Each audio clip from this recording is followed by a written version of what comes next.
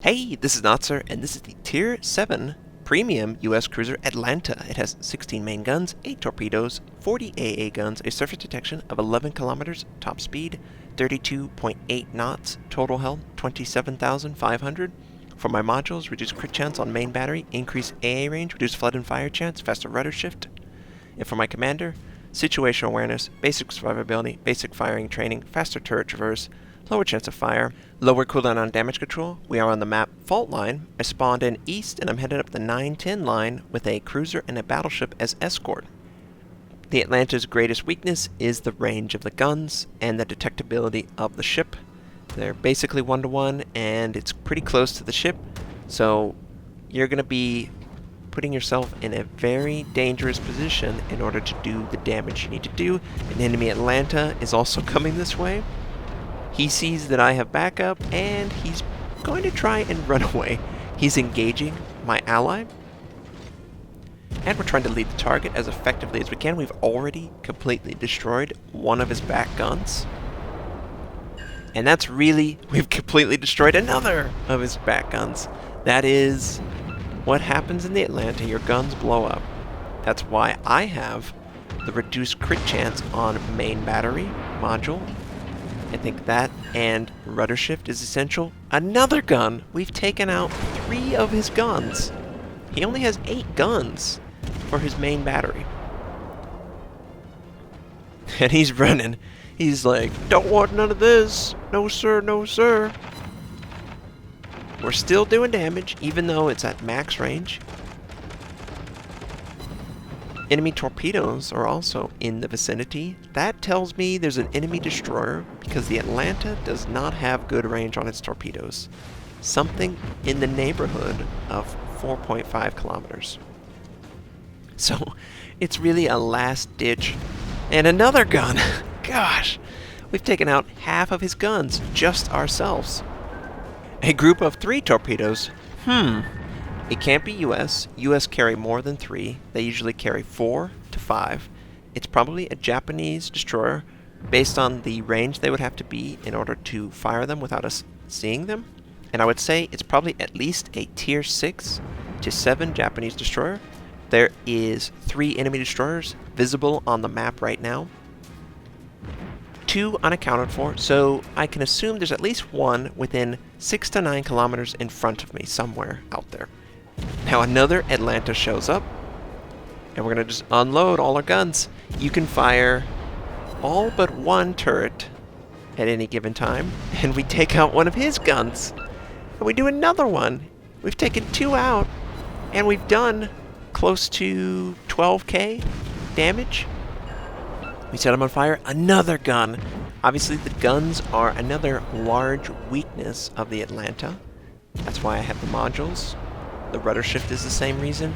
It's sluggish in the turn. We've lost one of our guns, but we have certainly destroyed far more guns than he will ever be able to destroy. He sets us on fire. We put it out. And we set him on fire again. He probably can't put that one out. Again, another set of... Ooh. There is the enemy destroyer. He sent out his torpedoes, and we actually spot him. That enemy Atlanta burns down to our fire, which is awesome. But the Mutsuki uses his smoke pod, and he's going to escape. But we do land a single random shot in the smoke. The fighter is spotting the friendly destroyer, so they have knowledge that we have an extra ship that they wouldn't normally have. And we're just going to try and get close to the enemy in order to try and pick up either this battleship or the enemy destroyer. Battleships die very fast to Atlantas. You cannot underestimate the Atlanta's potential DPS. It has to be one of the highest in the game. And that's why the range and the vulnerability of the guns make sense. But the damage output is extreme. If you can land your shots, it is a thing of beauty. It's one of the few ships in the game that can just keep that target hit ribbon on your screen as you chain fire. And We're going to try and set this Wyoming on fire. I love HE with the Atlanta. I wouldn't use anything else. It's really the... in every salvo, 3.2k, and that's happening every 4 seconds. Yeah. Plus, that doesn't even count the fires that we can set up. Now, the friendly destroyer is engaged with that enemy destroyer, that Mutsuki. The Mutsuki is on the other side of the island. We cannot fire on it, or we would. It's critically important that you take out enemies that are the easiest to destroy, and clearly a destroyer is very easy to take out. Very low health. I would only need 1 or 2 salvos to really destroy it. And we're going to try and get as much damage as we can before the island. Oh! Okay. We don't want to go out there around the island and get ambushed by that destroyer. That would be bad, because the Atlanta's rudder is awful.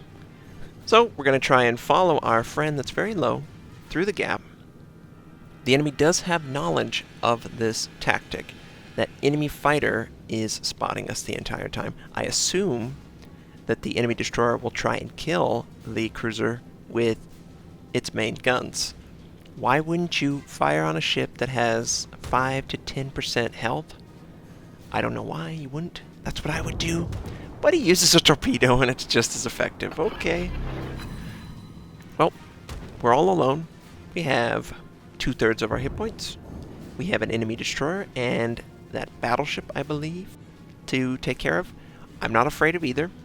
Angling of your ship will save me from the battleship if I get the first shot on the destroyer, and I do expect if the destroyer could see me, then he would try and use torpedoes, but he doesn't have knowledge of exactly where I am. The enemy fighters are gone, so I'm going to go around this island rather quickly and try and make for that destroyer. And I should be able to fire on this enemy. Nope. Dang it. Island got in the way. He is going for a gap. And I am spotted, so I think an enemy destroyer, other than the one I'm going for, sees me. Maybe he's in the center. Yeah. You can see he just popped up just north of the island near our base. So he's giving intel to the enemy. I need to sail accordingly. I know that the destroyer knows I'm here, so I'm not going to go in and kill my ship. The Wyoming has healed probably 4,000 of his damage, because most of the damage the Atlanta does is low damage.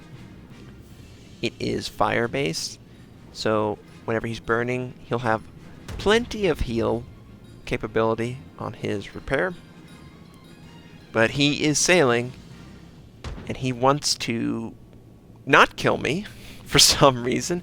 He's going towards me, but he doesn't have his guns on me. I will take that.